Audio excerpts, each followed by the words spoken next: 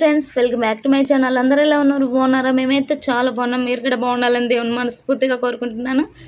ఈరోజు అయితే సగ్గుబియ్యం నానబెట్టకుండా అప్పటికప్పుడు ఇన్స్టెంట్గా 10 నిమిషాలలో ఈజీగా వేసుకోవచ్చు అనమాట.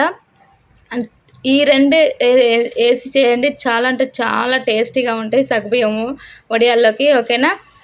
అండ్ చూడండి, ఇక్కడ ఇంత గలగలలాడుతూ ఉండాలన్నమాట. సంవత్సరం పాటు నిల్వ ఉంటాయి. ఈ విధంగా ఉంటే స్కిప్ చేయకుండా లాస్ట్ దాకా చూడండి. కొత్తగా మన ఛానల్ ఎవరైనా ఫస్ట్ టైం చూస్తున్నట్లయితే సబ్స్క్రైబ్ చేసుకోండి. ఓకేనా? చూడండి ఎంత బాగున్నాయో ఇక్కడ. చూడండి, ఇట్లా తుంపితే తునిగిపోతున్నాయి కదా మనకి. అండ్ నోట్లో వేసుకుంటే వెన్నెలా కరిగిపోతాయి అన్నమాట. చాలా అంటే చాలా క్రిస్పీగా అండ్ అప్పడాల టైప్గా ఉంటుంది అనమాట టేస్ట్ అనేది. ఓకేనా? ప్రతి ఒక్కరైతే ట్రై చేయండి. ట్రై చేసి ఎలా వచ్చింది ఏంటనేది కామెంట్ బాక్స్లో కామెంట్ చేయండి. ఓకేనా? చాలా పూల్లాగా తెల్లగా.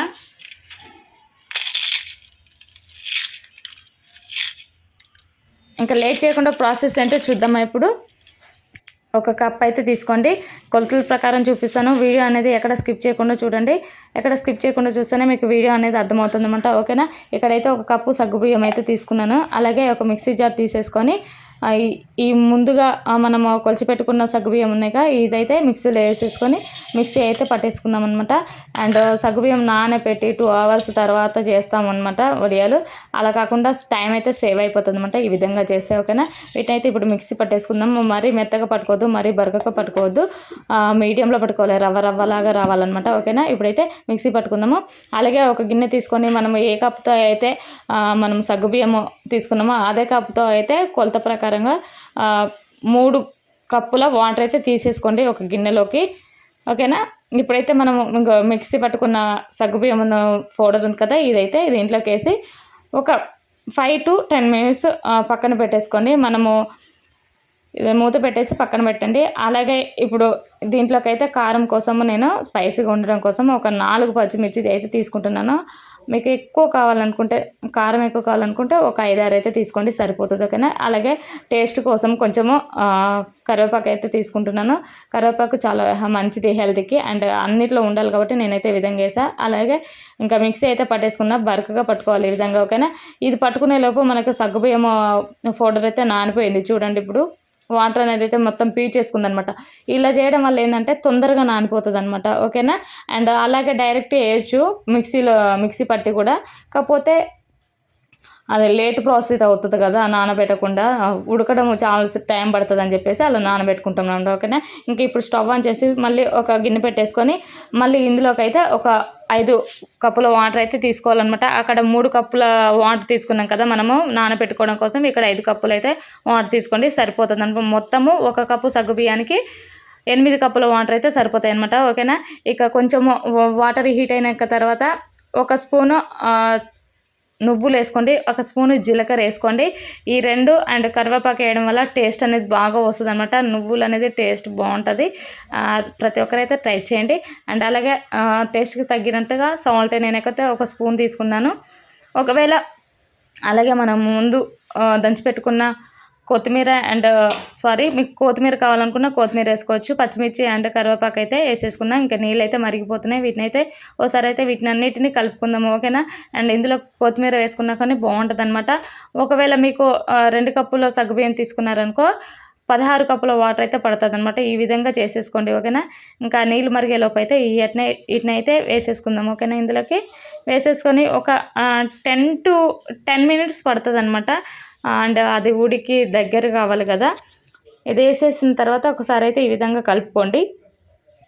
కలుపుతా అంటే మనకైతే ఆటోమేటిక్గా ఉడుకుతూ ఉంటుంది అనమాట. మధ్యలో ఇలా కలుపుతూ ఉండండి. అది ఉడుకుతా అంటే కొంచెం దగ్గరికి అవుతూ ఉంటుంది అనమాట. ఈ సగ్గుబియ్యం ఏంటంటే మనకి బంకలాగా వస్తుంది అనమాట. గంజి టైపుగా ఉడుకుతుంటే మనకు అర్థమైపోతుంది. ఓకేనా? ఇక్కడ చూడండి, ఉడికిన కొద్దిగా మనకి చిక్కగా అయిపోయింది, చిక్కబడింది. చూడండి సగ్గుబియ్యం ఇదైతే చూడండి, మనకి గంటకైతే కొంచెం బంకగా అయితే కనిపిస్తుంది అనమాట. చిక్కబడిన కొద్దిగా ఇంకా పూర్తిగా దగ్గర పడాలి. ఇది చిక్కగా అయితే అప్పుడు మనకు వడియాలు వేసుకోవడానికి అయితే బాగుంటుంది అనమాట. పిండి ఏ కన్సిస్టెన్సీలోకి రావాలనేది చూపిస్తాను చూడండి. ఓకేనా? ఇంకా ఇక్కడైతే మొత్తం అయితే ఈ విధంగా మనం వడియాలు వేసుకునే విధంగా పిండి అనేది ఈ విధంగా ఉండాలి. ఓకేనా?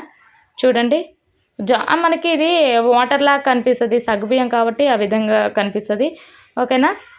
అండ్ ఇంకోటేంటంటే సగ్గుబియ్యం వేస్తే డైరెక్ట్ సగ్గుబియ్యం వేసామనుకో మనకైతే అది కొంచెం అక్కడక్కడ కనిపిస్తూ ఉంటది. ఇలా ఏస్తే మనకి ఎక్కడ కనిపించదనమాట. చూడండి పిండి అనేది చల్లారబెట్టుకోవాలి. కొద్దిసేపు గోరువెచ్చగా ఉన్నప్పుడే ఏసుకోవాలి. పిండి అనేది ఈ విధంగా ఉండాలనమాట. చిక్కగా వేసుకోవడానికి వీలుగా ఉండాలనమాట. చూడండి ఇక్కడ పిండి అనేది నేను చూపిస్తున్నాను.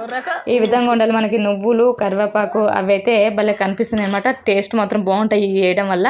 ఇంకా నేనైతే టెర్రస్ మీదకెళ్ళి కవర్ ఉంటే కవర్ మీద వేసుకోవచ్చు, లేదా కాటన్ క్లాత్ మీద అయితే వేసేసుకోండి. ఇక్కడ నేనైతే లింగి పెట్టేసి అటు కట్టేందుకు పెట్టానంటే గాలి వస్తే నా మీదకి పడిపోతుందేమో అని వెయిట్ పెట్టాను అనమాట.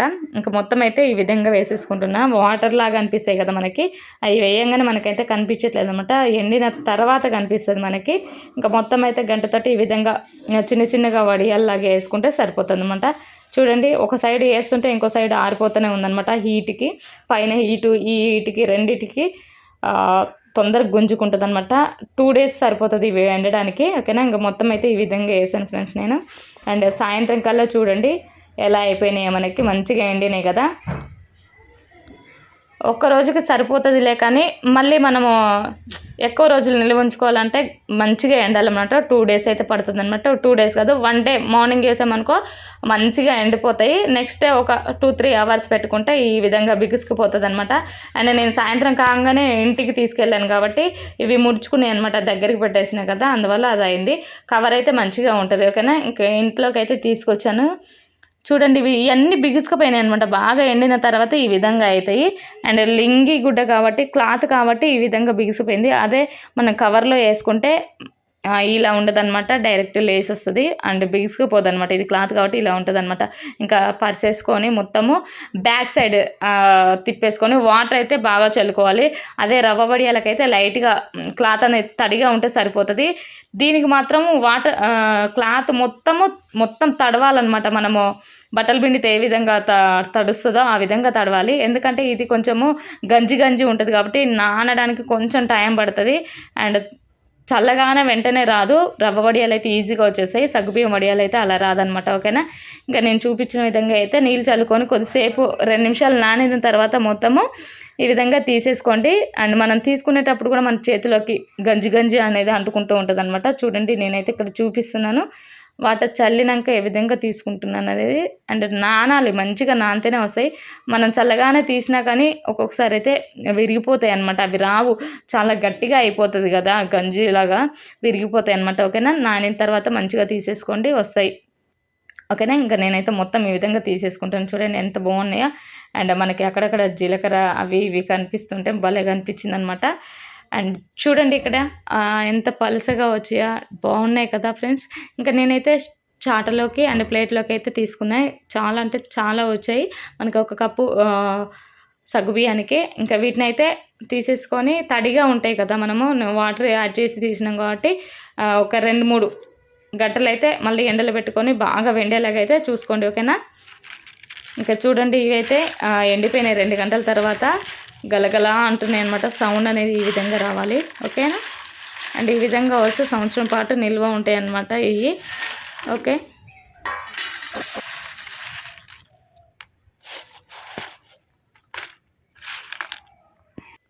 ఇంకా ఇంటికైతే తీసుకొచ్చానమాట ఈవినింగ్ కాగానే. సెకండ్ డే ఇది. చూడండి ఎంత కలర్ఫుల్గా కనిపిస్తున్నాయి. వెండిన తర్వాత మనకి వేసినప్పుడైతే అంత మంచిగా కనిపించవు ఇవి. చాలా అంటే చాలా పల్సగా వచ్చాయి. చూడండి ఫ్రెండ్స్ ఎంత బాగా ఉన్నాయో. అండ్ అక్కడక్కడ ఇవి నువ్వులు, జీలకర్ర అండ్ పచ్చిమిర్చి, కరివేపాకు తగులుతుంటే చాలా అంటే చాలా బాగుంటాయి. ఎప్పుడైతే వీటిని కాల్చుకుందామో. ఓకేనా? ఇంకా స్టవ్ ఆన్ చేసి కడాయి పెట్టేసి డీప్ ఫ్రైకి సరిపడా ఆయిల్ అయితే వేసుకుందాము. ఇంకా ఆయిల్ అయితే హీట్ అయింది ఇక్కడ. ఇంకా మనం ముందుగా తీసి పెట్టుకున్న సగ్గుబియ్యం వడియాలు ఉన్నాయి కదా, వీటిని అయితే ఒకటైతే ఫ్రై చేసుకుందాం. చూడండి ఇక్కడైతే వేసేసాను అనమాట ఆయిల్లోకి. మనము ఇది వేయగానే డొప్పలాగా వస్తాయి, ఎందుకో ఏమో మరి సగ్గుబియ్యం వడియాలు. చూడండి ఇక్కడ వేయగానే ఈ విధంగా అయితే వచ్చేసింది, పైకి లేసి వచ్చింది. అండ్ నువ్వులు అండ్ జీలకర్ర ఇంకోటి కరివేపాకు అయితే చాలా అంటే చాలా బాగుంటుంది ఫ్రెండ్స్. ఈ 3 వేయడం వల్ల టేస్ట్ మాత్రం ఎక్సలెంట్ ఉంటుంది అనమాట. ఓకేనా. చూడండి ఎందుకో మరి ఇలా వేయగానే లేచి వస్తాయి అనమాట. డొప్పలాగా ఎందుకైతే నాకు అర్థం కాదు. ఓన్లీ సగ్బియ్యం వడియాలు మాత్రమే ఈ విధంగా ఉంటుందన్నమాట. చూడండి ఎంత పలుసగా ఉన్నాయో. ఇంక మొత్తం అయితే ఈ విధంగా కాల్చుకున్నాను ఫ్రెండ్స్ నేను. టేస్ట్ మాత్రం మస్తు ఉంటుంది. పిల్లలు రాగానే స్కూల్ నుంచి ఇలా చేసి ఇవ్వండి, చాలా ఇష్టంగా తింటారు. ఓకేనా. మొత్తం అయితే ఈ విధంగా అయితే ఫ్రై చేసుకున్నాను. చూడండి ఎంత బాగున్నాయో ఇవి. చాలా అంటే చాలా టేస్టీగా ఉంటాయి. ఓకేనా. చూద్దాం ఇప్పుడు ఇవి. అండ్ క్రిస్పీగా అండ్ స్పైసీగా చాలా అంటే చాలా బాగుంటాయి. పిల్లలు స్కూల్ నుంచి రాగానే అండ్ స్నాక్స్ లాగా ఇవ్వచ్చు. అండ్ లేదా పప్పు చేసుకున్నప్పుడు మనం అప్పడాలాగా వేసుకున్నా కానీ సరిపోతుంది అనమాట. చూడండి ఎంత బాగున్నాయి ఇక్కడ.